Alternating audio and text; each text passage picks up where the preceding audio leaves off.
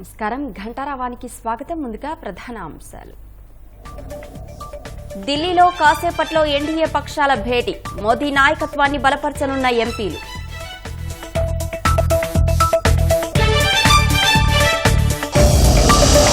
కేంద్ర మంత్రివర్గంలోకి తెలుగుదేశం 2 నుంచి 4 పదవులు దక్కే అవకాశం.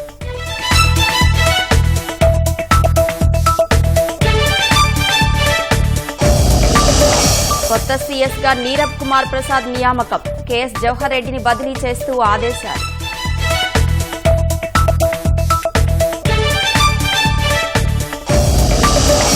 ఎగువన కురిసిన వర్షాలతో కుందు నదిలో జలకళ, రాజోలి ఆనకట్ట వద్ద 3500 క్యూసెక్ల ప్రవాహం.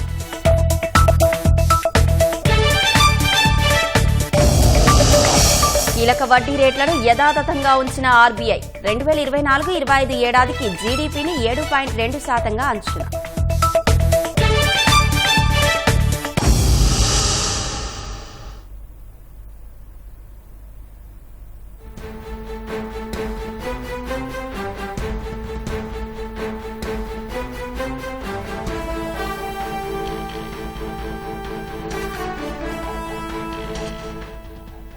ఢిల్లీలో కాసేపట్లో ఎన్డీఏ పక్షాల భేటీ ప్రారంభం కానుంది. మరింత సమాచారం మా ప్రతినిధి అరుణ్ అడిగి తెలుసుకుందాం.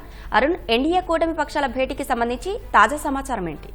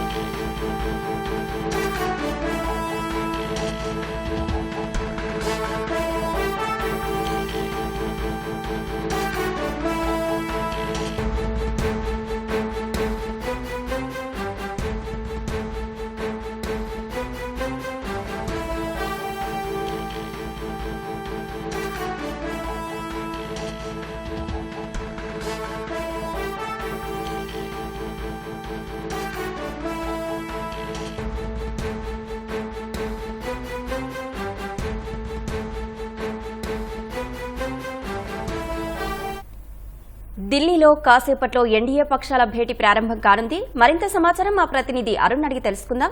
అరుణ్, ఎన్డీఏ కూటమి పక్షాల భేటీకి సంబంధించి తాజా సమాచారం ఏంటి? మరి కాసేపట్లో అంటే 11:30 గంటలకు ఎన్డీఏ కూటమి పక్షాల సంబంధించిన కొత్తగా గెలిచిన ఎంపీల అందరితో భేటీ జరగబోతోంది. పార్లమెంటు సెంట్రల్ హాల్ వేదికగా ఈ భేటీ జరగబోతోంది. తొలిసారి ఎన్డీఏ పక్ష నేతగా, ఇప్పటి వరకు బీజేపీ పార్లమెంటరీ పార్టీ నేతగా, బీజేపీ లోక్సభ పక్ష నేతగా మోదీని ఎన్నుకున్నారు. కానీ ఈసారి మాత్రం ఎన్డీఏ పక్ష నేతగా, ఎన్డీఏ లోక్సభ పక్ష నేతగా ఎన్నుకునేటువంటి ఏర్పాటు చేశారు. ఆ విధంగానే ఆ కూటమి పక్షాలన్నీ కలిసి ఇప్పటికే మోదీని తమ నాయకుడిగా ఎన్నుకున్నప్పటికీ లోక్సభలో ప్రమాణ స్వీకారం చేయటము, దాంతో పాటు లోక్సభకు సంబంధించినటువంటి అన్ని అంశాలను నాయకుడిగా లీడ్ చేయాల్సినటువంటి విషయాలు ఉంటాయి. కాబట్టి అందుకు అనుగుణంగా లోక్సభ పక్ష నేతగా, ప్రధానమంత్రిగా ఆయన్ని ఎన్నుకోబోతున్నారు. 11:30 గంటలకు ప్రారంభమయ్యేటువంటి ఈ సమావేశంలోనే నరేంద్ర మోదీని లోక్సభ పక్ష నేతగా, ప్రధానమంత్రి అభ్యర్థిగా ప్రతిపాదనలు జరగబోతున్నాయి. తొలుత బీజేపీ జాతీయ అధ్యక్షుడు జేపీ నడ్డా ఈ ప్రతిపాదనను ముందుకు తీసుకురాబోతున్నారు. అనంతరం అదే ప్రతిపాదనను తెలుగుదేశం అధినేత చంద్రబాబు నాయుడు కూడా ప్రతిపాదించబోతున్నారు. వీరిద్దరి ప్రతిపాదనల తర్వాత బీజేపీ అగ్రనేతలైనటువంటి రాజ్నాథ్ సింగ్, అమిత్ షాలు నరేంద్ర మోదీ ప్రతిపాదనకు సంబంధించినటువంటి తీర్మానాన్ని ప్రవేశపెట్టి అనంతరం నరేంద్ర మోదీకి సంబంధించి, కూటమికి సంబంధించినటువంటి విషయాలతో కూడినటువంటి ప్రసంగాలు చేయబోతున్నారు. ఈ ప్రసంగాల అనంతరమే నరేంద్ర మోదీకి ప్రధానమంత్రి ఎన్నికలను లీడ్ చేసినందుకు, అదే సందర్భంలో లోక్సభ పక్ష నాయకుడిగా ఎన్నికైనందుకు ప్రధానమంత్రికి సన్మానం చేసిన తర్వాత అవకాశం ఉంటే రాష్ట్రపతి అపాయింట్మెంట్ అప్పటికి ఖరారైతే ఈ రోజు మధ్యాహ్నమే లోక్సభలో సెంట్రల్ హాల్లో కార్యక్రమం పూర్తయిన మరుక్షణం నేతలంతా కలిసి రాష్ట్రపతిని కలిసి ప్రభుత్వ ఏర్పాటుకు అవకాశం కల్పించాల్సిందిగా తమకు ఆ రకమైనటువంటి అవకాశం ఇస్తే తాము ప్రభుత్వాన్ని ఏర్పాటు చేస్తామని చెప్పి ఒక ప్రతిపాదనను రాష్ట్రపతి ముందుకు తీసుకెళ్లబోతుంది. ఒకవేళ మధ్యాహ్నం అది సాధ్యం కాకపోతే ఈ రోజు సాయంత్రం 6 గంటలకు మాత్రం రాష్ట్రపతిని కలిసి రాష్ట్రపతికి విజ్ఞాపనను అందజేసి తదుపరి కార్యాచరణకు వెళ్లబోతున్నారు. అశ్విని, ధన్యవాదాలు అరుణ్.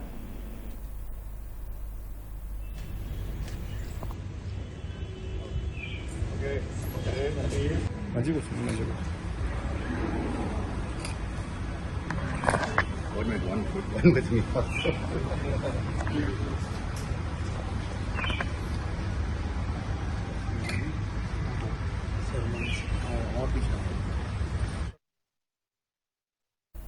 తెలుగుదేశానికి రాష్ట్ర అభివృద్ధి సంక్షేమమే ముఖ్యమని, పదవులు కాదని ఆ పార్టీ సీనియర్ నేత కనకమేడల రవీంద్ర కుమార్ స్పష్టం చేశారు.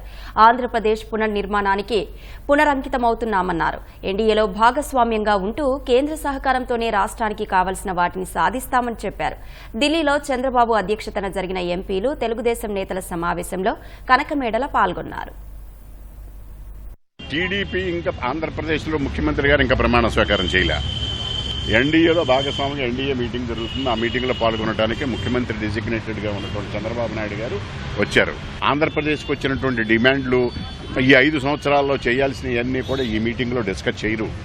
ఇష్యూ వైజు, స్కీమ్ వైజు అన్నీ కూడా డిస్కస్ చేస్తారు. ఇప్పుడున్నటువంటి రాష్ట్రంలో ఈ 5 సంవత్సరాల్లో జరిగిన విధ్వంసాన్ని దృష్టిలో పెట్టుకుని ఆంధ్రప్రదేశ్ని పునర్నిర్మించడానికి, ఆంధ్రప్రదేశ్లో ఉన్న మౌలిక వసతులను కల్పించడానికి కావలసినటువంటి నీటి సౌకర్యము, ఇరిగేషన్ నీటి సౌకర్యము ఇట్లాంటివన్నీ కల్పించి పడకేసినటువంటి పోలవరం ప్రాజెక్టుని పునర్నిర్మించడం, పాడుపెట్టినటువంటి అమరావతిని మళ్లీ తిరిగి క్యాపిటల్గా నిర్మించడం, ఇట్లాంటివన్నీ ఎన్నికల మేనిఫెస్టోలో ఆంధ్రప్రదేశ్లో ఎన్నికల సందర్భంలో మేము ఏమైతే వాగ్దానాలు చేశామో ఆ వాగ్దానాల అమలుకు సంబంధించి నిత్యము ఎన్డీఏతో మేము సత్సంబంధాలు కలిగి కేంద్ర ప్రభుత్వం యొక్క సహకారాన్ని కోరుతాం.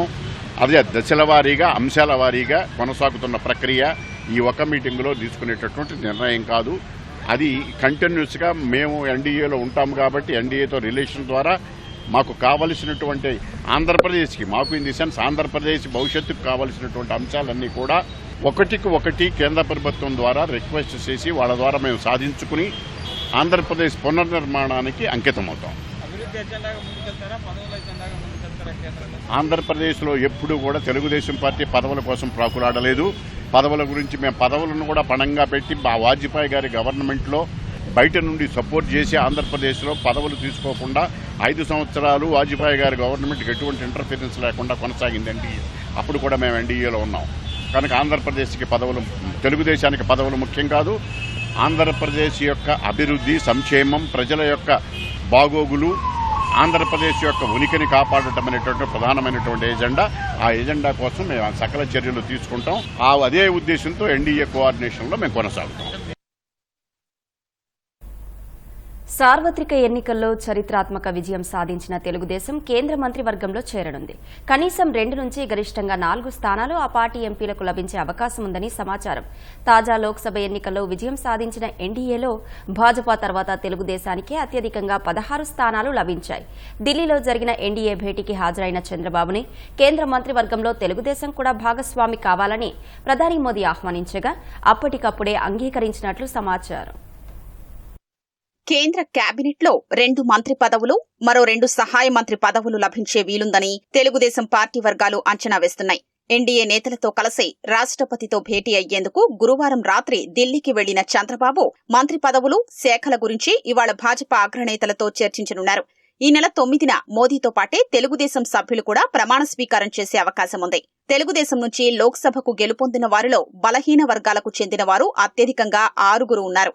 వీరిలో వరుసగా 3వ గెలుపొందిన శ్రీకాకుళం ఎంపీ రామ్మోహన్ నాయుడు పేరు మంత్రి పదవికి ప్రముఖంగా వినిపిస్తోంది. ఆయన తండ్రి దివంగత నేత ఎర్రన్నాయుడు కేంద్ర మంత్రిగా పనిచేశారు. చంద్రబాబుకు అత్యంత సన్నిహితుడు.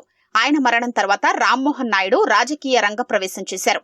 ఆయన బాబాయ్ అచ్చెన్నాయుడు, మామ బండారు సత్యనారాయణమూర్తి, బావ ఆదిరెడ్డి వాసు తాజా ఎన్నికల్లో శాసనసభకు ఎన్నికయ్యారు. హిందూపురం నుంచి 2వ గెలిచిన పార్థసారథి సీనియర్ అయినప్పటికీ రామ్మోహన్ నాయుడు వైపు మొగ్గు కనిపిస్తోంది.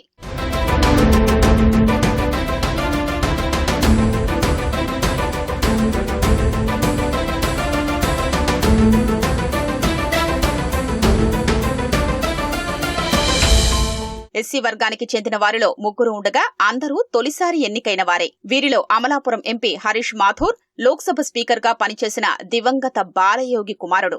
గత ఎన్నికల్లో ఓడిపోయిన హరీష్ ఈసారి విజయం సాధించారు. మిగిలిన ఇద్దరు పదవీ విరమణ చేసిన ఐపీఎస్ అధికారి కృష్ణప్రసాద్, రిటైర్ అయిన ఐఆర్ఎస్ అధికారి ప్రసాద్ రావు. వివిధ సమీకరణాలతో పాటు రాయలసీమ నుంచి ప్రాతినిధ్యం వహిస్తున్న ప్రసాద్ రావు వైపు కొంత మొగ్గు ఉండొచ్చన్న భావన పార్టీ వర్గాల్లో ఉంది.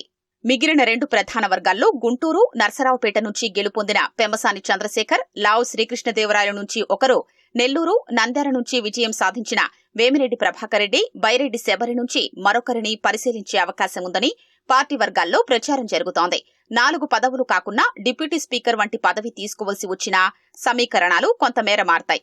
జనసేన నుంచి 2 లోక్సభ సభ్యులు ఉండగా వారిలో మచిలీపట్నం నుంచి గెలుపొందిన బాలశౌరి సీనియర్.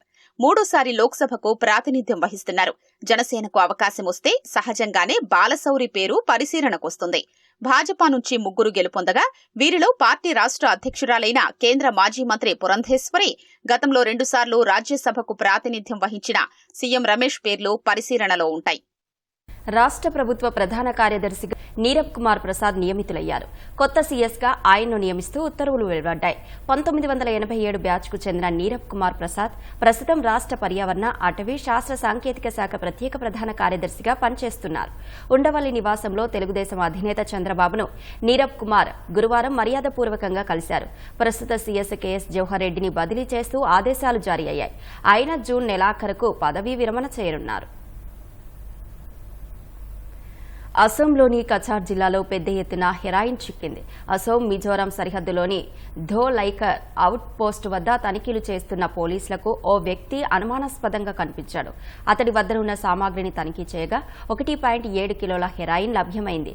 నిందితుడు మాదక ద్రవ్యాలను 139 సబ్బు పెట్టెల్లో దాచాడని పోలీసులు తెలిపారు. స్వాధీనం చేసుకున్న హెరాయిన్ విలువ 8.5 కోట్ల వరకు ఉంటుందని వెల్లడించారు. నిందితుడిపై పలు సెక్షన్ల కింద కేసు నమోదు చేసి విచారణ చేస్తున్నారు.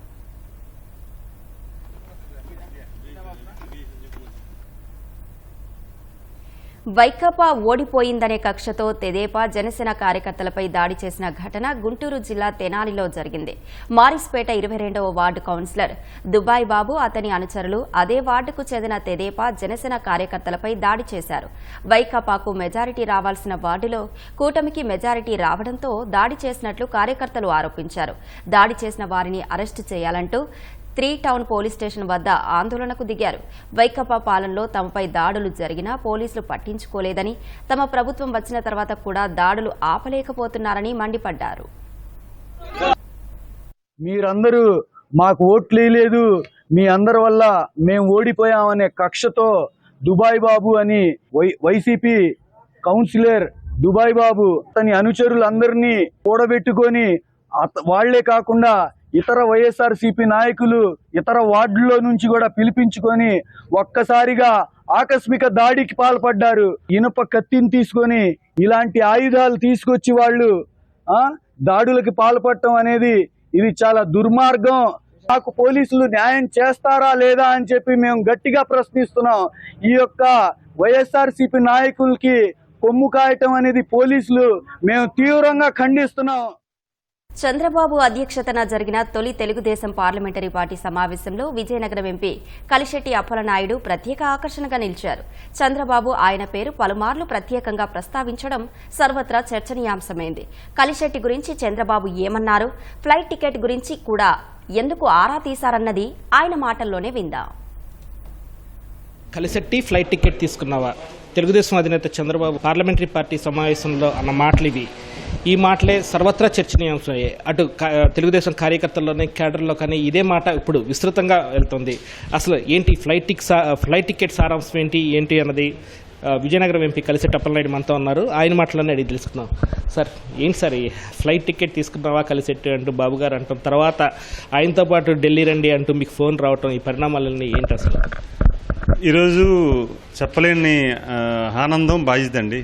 యాక్చువల్గా ఇంత ప్రేమగా ఒక నాయకుడు ఒక ఎంపీ టికెట్ ఇచ్చి గౌరవించి దగ్గరుండి గెలిపించి అందరిని కూడా ప్రసారంలో కూడా 4-5 సార్లు ఆయన ఉత్తరాంధ్ర పర్యటన వచ్చినప్పుడు కూడా నాయకుల మధ్యలో కూడా చెప్పేవారు.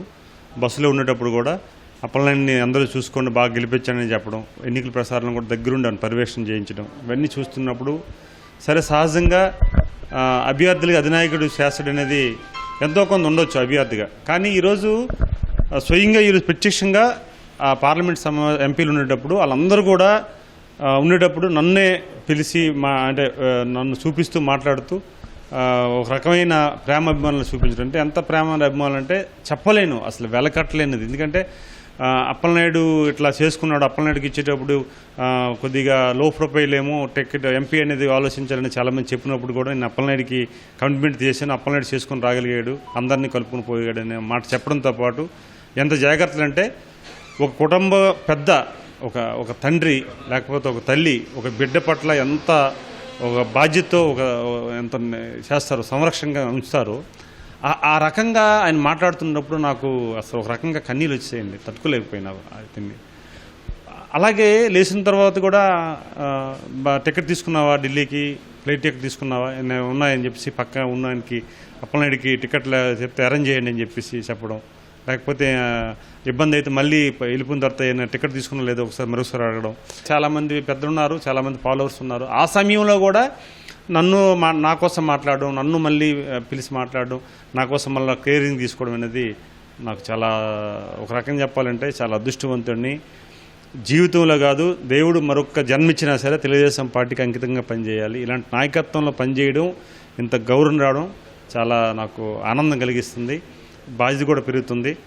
ఈరోజు చంద్రబాబు నాయుడు గారు, నారా లోకేష్ గారు ఏమీ కాకుండా ఒక అప్పలనాయుడికి ఇవ్వాలి, ఒక కార్యకర్తకి ఇవ్వాలని నాకు ఇచ్చి గెలిపించి దగ్గరుండి 2,50,000 మెజార్టీతో గెలిపించి అక్కడ ఉన్న ప్రజలు గెలిపించి పంపించారు, వారి చేతిలో పెట్టారు.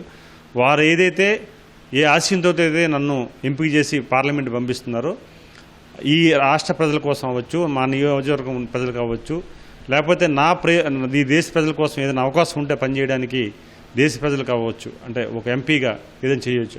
ఆ సందర్భంలో నా పాత్ర మాత్రం ఉంటుంది.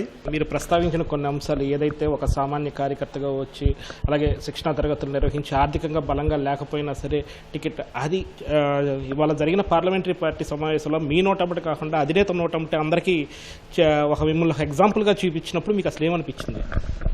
నాకు కన్నీళ్ళు వచ్చాయండి, ఇప్పుడు కూడా ఆగట్లేదు, ఒళ్ళు పులకరేస్తుంది ఆ సందర్భాల్లో. ఎందుకంటే చాలామంది సీనియర్స్ ఉన్నారు, ప్రముఖులు ఉన్నారు.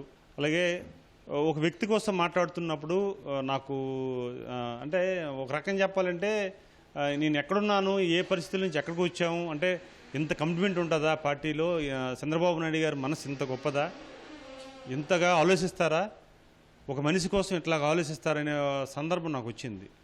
అందుకు చాలా ఒక రకమైన ఆనందం కలిగింది. ఈరోజు ప్రతి ఒక్కరిలో కూడా నాకు అక్కడ వచ్చినప్పుడు కూడా చాలామంది బయటకు వచ్చినప్పుడు కూడా కొంతమంది ఎంపీలు కూడా మా సోదరులు కూడా చాలా హ్యాపీగా ఫీల్ అయ్యి సెకండ్ ఇచ్చి మీ పట్ల కూడా గౌరవం పెరిగింది నాకు బయటకు వచ్చిన తర్వాత. అంటే గతంలో కూడా చూశాను, బీఫార్మ్ ఇచ్చినప్పుడు కూడా ఆయన నా కోసం ప్రస్థానం చేసినప్పుడు కూడా సేమ్ ఆ వ్యాఖ్యలు చేసినప్పుడు బయటకు వచ్చినప్పుడు ఎంత గౌరవం దక్కిందో ఈరోజు అలాగే గౌరవం దక్కింది. అదే సమయంలో ప్రసారంలో పవన్ కళ్యాణ్ గారికి స్వయంగా చెప్పారు నెల్లిమర్ల సభలో, అప్పలనాయుడు కమిటెంట్ వర్కరు, ఈయన రైతు కుటుంబం చెందినవాడు, నేను కావాలనే మీ అందరు రిక్వెస్ట్ చేసి తనకు టికెట్ ఇచ్చానని చెప్పి ఆ రోజు చెప్పారు. అంత అవసరం లేదు. అందుకు ఇది ఏదో ఆయన వారు నిజంగా ఇది దేవుడిచ్చిన నాకు అదృష్టం. ఫ్లైట్ టికెట్ అంశాన్ని అంతటితో వదిలేయకుండా మీరు మళ్ళీ భోజనానికి వెళ్ళినప్పుడు కూడా అందుబాటులో ఉన్నారా? సార్ సాయంత్రమే వెళ్ళే అవకాశం ఉంది, కలిసి వెళ్ళాల్సి వస్తుంది అన్న మాట అని కూడా లోపల నుంచి మీకు పిలుపు వచ్చింది. అసలు అది ఎలా ఫీల్ అయ్యారు? చాలా ఆనందం అనిపించింది. ఏమైనా మిస్ అవుతున్నారేమో, టికెట్ దొరికిందా లేదన్న ఒక పర్యవేక్షణ. అక్కడ అన్నిటిని వదిలేయడం కాదు, తర్వాత కూడా ఆఫీస్ నుంచి ఫాలోఅప్ చేశారంటే అంటే సారు ఫాలోఅప్ చేస్తున్నట్టు లెక్క కదా. ఇది తెలుగుదేశం పార్టీ తొలి పార్లమెంటరీ పార్టీ సమావేశంలో ఆ సర్వత్రా చర్చనీయాంశమైన అంశం గురించి కలిసెట్టి అప్పలనాయుడు స్పందన. కెమెరా పర్సన్ శేషబాబుతో VSN Krishna, ETV news, Amaravati. Kadapa జిల్లా బద్వేల్ పురపాలిక సంఘంలో తాగునీటి సమస్య తీవ్ర రూపం దాల్చింది. గత పాలకుల నిర్లక్ష్యంతో గుక్కడు నీటి కోసం రేయింబవళ్లు అవస్థలు పడాల్సి వస్తుందని మహిళలు వాపోయారు. తాగునీటి కోసం వ్యవసాయ బోర్ల వద్దకు చీకటిలో పరుగు తీయాల్సి వస్తుందని ఆవేదన వ్యక్తం చేశారు. బ్రహ్మం సాగర్ తాగునీటి పథకం కోసం 130 కోట్ల రూపాయలను కేటాయిస్తే వాటిని పూర్తి స్థాయిలో వినియోగించలేదని మండిపడ్డారు. అధికారులకు ఎన్నిసార్లు ఫిర్యాదులు చేసినా పట్టించుకోవడం లేదని మహిళలు వాపోయారు. ఇక్కడ నీళ్ల వసతి లేదు. మేము అక్కడ చేలాలు లేకపోయి తెచ్చుకుంటాము, లేకుంటే ఇళ్లలో ఎవరికైనా బోర్ ఉంటే అడిగి నీళ్లు తెచ్చుకుంటున్నాం, లేకుంటే 10 రూపాయలు బింది ఇచ్చి కొనుక్కొని ఉన్నాం సార్ 8 ఏళ్ల నుంచి. మున్సిపాలిటీ వాళ్ళు ఇక్కడ వేసారు కానీ దీనికి ఇంకా ఏం కలెక్షన్ ఇవ్వలేదు. దయచేసి బోర్ కి మాకు ఏదైనా కలెక్షన్ ఇస్తే మేము ఇక్కడ ఉంటాం సార్. మేము చేలాలో పోయి తెచ్చుకుంటాం, లేదంటే అవతల పక్కన వీధిలో నుంచి కుళాయిలు పైప్ లైన్లు వేసుకొని తీసుకుంటాం. పైప్ లైన్లు కూడా వాళ్ళు నచ్చితే ఇస్తారు, లేకుంటే లేదు. ఆ నీళ్లతో చాలా అగసాట్లు పడతాం. ట్యాంకీ నీళ్లు వస్తే ఆ నీళ్లు తాగేదానికి వచ్చే నీళ్లే పట్టుకొని మేము డబ్బులు పెట్టి కొనుక్కుంటాం. మేము పేదవాళ్ళము. మేము పని చేసుకుంటే బతకాలా, లేకుంటే లేదు. కూలి చేసుకున్న డబ్బులు తీసుకుని నీళ్లు తెచ్చుకోవాలన్నా, మేము ఇంట్లో తిండి చేసుకోవాలన్నా ఏం దిక్కుదేలకు మేము చచ్చిపోతాం మేడం. నీళ్లు లేవు, ఏడ ఎంపల్లాడి ఏడ అందరి చేత దిడుచుకొని అందరి చేత అనిపించుకుంటా ఈడ బతుకుతాము. ఈ బతికేదానికి కూడా ఏం జరిగినా చేస్తారని ఎన్నట్టు తిరగనే సరిపోతాంది. మేము కూలి చేసుకొని వాళ్ళకాడికి తిరగను రాను తిరగను ఆటాలకు సరిపోతాంది. ఇంక మేము ఎట్ట బతకాలా, ఏ రకంగా బతకాలా? నీళ్లు లేకంటే అన్నం లేకన్నా ఒక పూట ఉంటాము, నీళ్లు లేకంటే ఉంటారా జనము? పసిపిల్లలు ఎట్ట బతకాలా? కూలి చేసుకొని కొనుక్కొని ఏడ తాకాలా? కర్నూలు, నంద్యాల జిల్లాలో కురిసిన వర్షాలతో వైఎస్సార్ జిల్లాలోని కుందు నదిలో జలకళ సంతరించుకుంది. నంద్యాల జిల్లా వైఎస్సార్ జిల్లా సరిహద్దులోని రాజోలి ఆనకట్ట వద్ద దాదాపు 3500 క్యూసెక్ల ప్రవాహం ఉంది. నదిలో నీటి ప్రవాహంతో పరివాహక ప్రాంతంలో భూగర్భ జలాలు పెరుగుతాయని స్థానికులు సంతోషం వ్యక్తం చేస్తున్నారు. పేదల నుంచి కొట్టేసిన అసైన్డ్ భూములను వైకాపా పెత్తందారులు, ఉన్నతాధికారులు బినామీల పేరిట రిజిస్ట్రేషన్ చేసేందుకు వీలుగా రిజిస్ట్రేషన్ల శాఖ కుట్రపూరితంగా వ్యవహరిస్తోంది. ఈ భూములు నిషిద్ధ జాబితా నుంచి తొలగించినట్లు వెబ్ ల్యాండ్లో నమోదు కాకుండా రిజిస్ట్రేషన్ ఆపొద్దంటూ ఆ శాఖ ఇన్స్పెక్టర్ జనరల్ రామకృష్ణ ఆదేశాలు జారీ చేసి అక్రమాలకు చేయూతనిచ్చారు. గత జనవరిలో జారీ చేసిన ఈ ఉత్తర్వుల్లో అదే నెల 20వ తేదీ నాటికి రిజిస్ట్రేషన్లకు అవసరమైన ప్రక్రియ పూర్తి కావాలని షరతు కూడా విధించారు. నిశిత పరిశీలన ద్వారా జరగాల్సిన అసైన్డ్ భూముల రిజిస్ట్రేషన్లపై ఇంత హడావిడిగా లక్ష్యాలు నిర్దేశించడం వెనుక ప్రభుత్వ పెద్దలున్నట్లు తెలుస్తోంది. అసైన్డ్ భూముల విస్తీర్ణంలో తేడాలు ఉంటే ఈ వ్యవహారాలపై నియమించిన కమిటీ సమీక్షించి నిర్ణయం తీసుకోవాలని సూచించిన రిజిస్ట్రేషన్ శాఖ కీలకమైన వెబ్లాండ్ జోలికి మాత్రం వెళ్లలేదు. ఆలస్యమయ్యే కొద్దీ కొత్త సమస్యలు తలెత్తొచ్చన్న ఉద్దేశంతో అక్రమార్కులు రిజిస్ట్రేషన్లకు పరుగులు తీశారు. సాధారణంగా భూముల రిజిస్ట్రేషన్కు అన్ని ఆధారాలు, వివరాలు సమర్పించినప్పటికీ ఏవో కొర్రీలు పెట్టి లంచాలు వసూలు చేస్తారన్న అపవాదు రిజిస్ట్రేషన్ శాఖపై ఉంది. అలాంటిది అసైన్డ్ భూముల విషయంలో ఆఘమేఘాలపై ఆ శాఖ ఇన్స్పెక్టర్ జనరల్ రామకృష్ణ స్పందించడం చర్చనీయాంశంగా మారింది.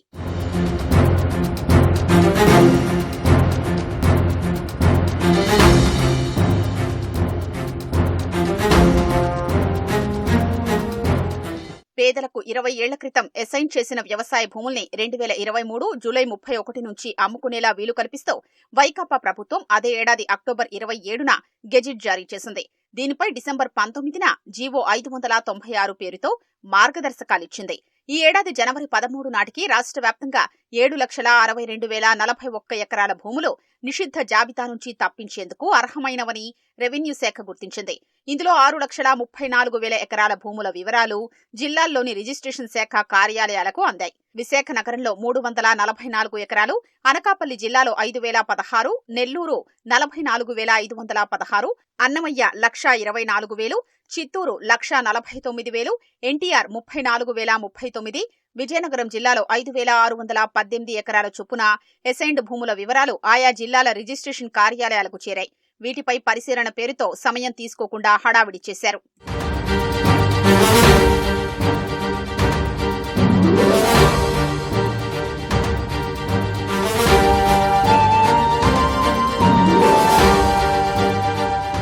ప్రభుత్వ ప్రధాన కార్యదర్శి జవహర్ రెడ్డి తన బినామీల ద్వారా భారీగా అసైన్డ్ భూములు కొన్నట్లు ఆరోపణలు ఉన్నాయి. ఆయన సీఎస్ హోదాలోనే రిజిస్ట్రేషన్ శాఖ కార్యకలాపాల్ని పర్యవేక్షించారు. రిజిస్ట్రేషన్ శాఖ కమిషనర్, ఐజీగా ఉన్న రామకృష్ణ సీఎస్ ఆదేశాల మేరకే నడుచుకున్నారు. సాధారణంగా రాష్ట్ర స్థాయిలో తయారు చేసిన వెబ్లాండ్ ఆధారంగా వ్యవసాయ భూముల క్రయ విక్రయాలు కొనసాగుతున్నాయి. కానీ వెబ్లాండ్లోని వివరాలు పరిశీలించకుండానే కలెక్టర్ల నుంచి అందే జాబితాల ఆధారంగా రిజిస్ట్రేషన్లు చేయాలని రామకృష్ణ ఆదేశాలిచ్చారు.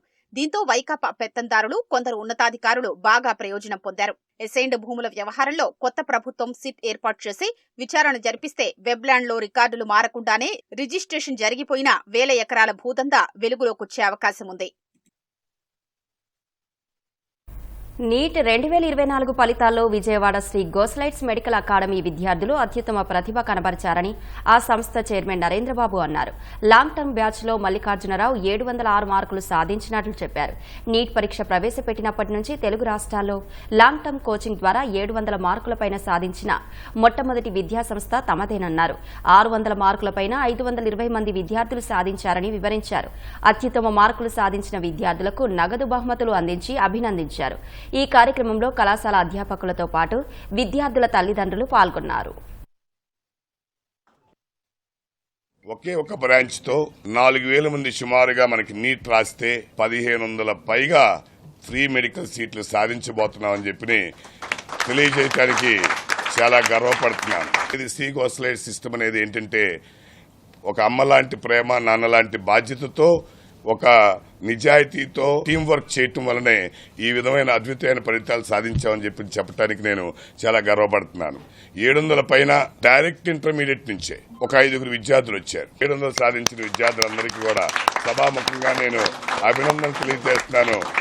మొట్టమొదటిగా Sanjog Naidu from Srikakulam Joseph school నుంచి చదివి 711 మార్కులు ఈ రోజు మా దగ్గర 2 సంవత్సరాల ఇంటర్మీడియట్ లో సాధించాడు. Great achievement. నయాన్ 705 మార్కులు వచ్చినాయి. ఆశ్రిత్ 700 మార్కులు తెచ్చుకోగలిగాడు. సాధారణ విద్యార్థులు మా కోచింగ్ విధానంతో అందరూ సమిష్టి కృషితో ఈ విధంగా రావటం జరిగిందని చెప్తున్నాను.